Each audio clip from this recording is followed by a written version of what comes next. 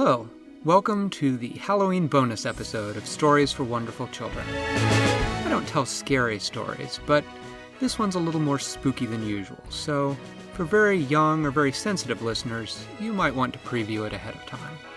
And of course, this story was told only this week, so the children are older, but just as wonderful. Enjoy the story.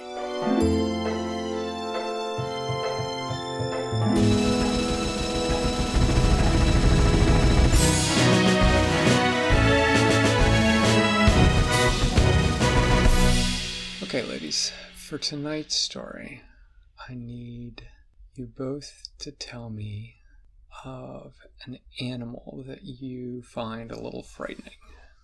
Can you think of one? Spiders. Centipede. Spiders, centipedes. Okay. This story is going to be our Halloween special story. So I need a name. Diana, give me a name. Alice. Alice. But I wanted to name the ceiling fan. The disrespect. Oh my gosh. Once there was a girl named Alice, and she had had a most excellent Halloween. She had gone out trick-or-treating. She had worn her costume, what do you think her costume was, Katie? Cat. She was a cat, yes. She was a calico cat. And she had spent weeks perfecting her meow and her When during Halloween would she be purring? Well, here's how she did it. She would go up to somebody's house and she would say, meow, trick or treat. And then, when they dropped candy in her bag, she would go, thank you. And she would purr. Anyway, she had brought home a big bag of candy, and she had eaten some of it, probably more than she should have. And when she went to bed, her tummy was a little rumbly, and she fell asleep. And then she had a bad dream, perhaps spurred by having too much candy right before bed. Who knows? But she woke up and her tummy was rumbly and she'd had a bad dream. And so she yelled, "Mom! Mom!"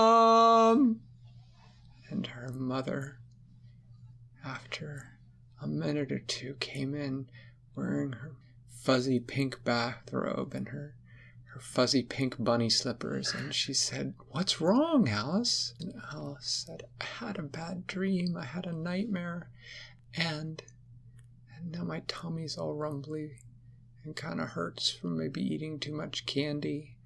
And her mother said, "Oh dear," and she sort of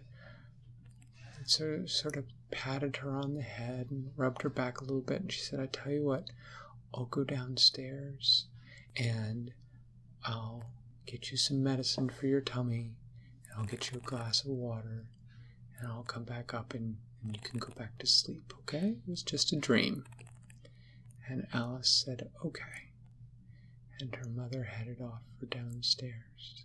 And Alice was sitting there in bed, and she was still feeling kind of a little creeped out from her bad dream.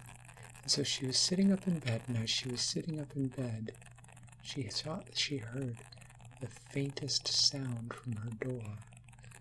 And she looked over the door, and there was something moving from the hallway.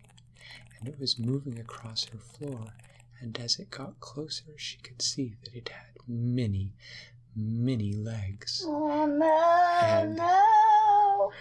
And This is my worst nightmare. And she thought, "Oh, it's a centipede." And just then the centipede stopped at the foot of her bed, and it said in a tiny voice, there's something scary out in the hallway. Can I sleep with you? And Alice said, no, I don't want any centipedes in my bed. And the centipede said, I'm scared, please. And Alice knew what it was like to be scared. And so she said, okay, you can sleep. You can sleep at the end of my bed, but you stay down there, okay? And the centipede said, oh, thank you. And it crawled up the bedpost, and it curled up down at the foot of her bed. And Alice looked at it for a minute, but it wasn't moving. And she was sitting there for a second, and then she thought, I wonder what the centipede was scared of. And she looked towards her door, and she could see something moving in the hallway. And it came into her room, and it crawled across the floor. And she leaned over, and she could see that it was a very large spider. And she thought, oh my goodness, that must be what scared the centipede. That is a big spider. And the spider crawled right up to the end of her bed, and then it stopped, and it said, there's something scary out in the hallway. Can I sleep in your bed? And Alice said, And the spider said, please, I'm scared. And Alice, who knew what it was like to be scared, said, okay, but you scared the centipede, and the centipede's already sleeping down at the end of my bed, so you sleep in the other corner, and you have to promise to leave the centipede alone, all right? And the spider said, okay.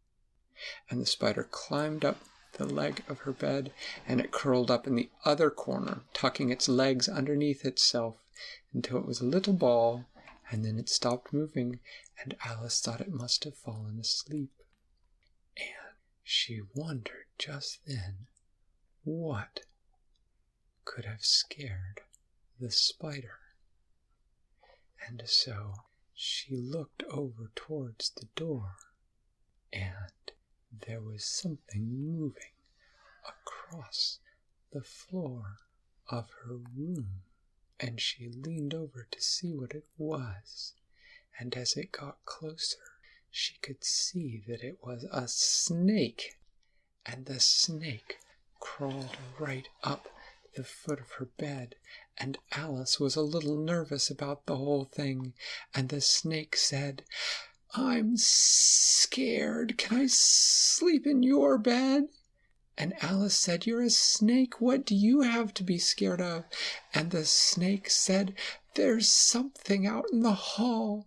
It's big, and it's fuzzy, and it has heads on its head, and it has heads on its feet, and I'm scared of it. And the snake looked frightened, and Alice knew what it was like to be frightened at night, and so she said, all right, but you scared the spider, and so you can't sleep down near the spider and the centipede. And she scooted over and she said, here, you sleep there, but you have to promise no biting. And the snake said, I wouldn't bite you. Humans taste terrible. And so Alice scooted over, and the snake climbed up into her bed.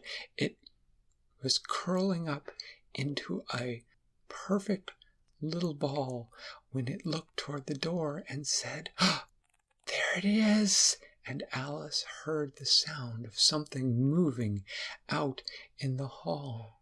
And she looked, and into the doorway stepped her mother with a head on her head and her bunny foot slippers on her feet and her big fuzzy pink bathrobe. And the snake said, it's scary, and it slithered down off her bed and out the window, and it yelled so loud that it woke up the spider that said, I'm scared, and the spider ran down her bedpost and out the window, and the centipede went following after, and her mother walked across the room and said, how are you feeling? And Alice said, well, I was feeling a little scared after my dream, But I guess everybody's scared of something sometimes, and usually it all turns out okay. My tummy's still a little rumbly from all that candy, though." And her mother said, "It's okay, dear." And she gave her some tummy medicine, and Alice drank her glass of water, and then she laid down, and her mother rubbed her back until she drifted off to sleep and had only sweet dreams of candy and cats and trick-or-treating. And that's the end. Thanks for listening to Stories for Wonderful Children. I created today's story, but questions and clever commentary were supplied by my children. The intro and outro music is by Brandon Thompson. If you enjoy the show, please tell someone about it, or leave a review on Apple Podcasts. Our email is storiesforwonderfulchildren@gmail.com, and you can also find us on Facebook or Twitter.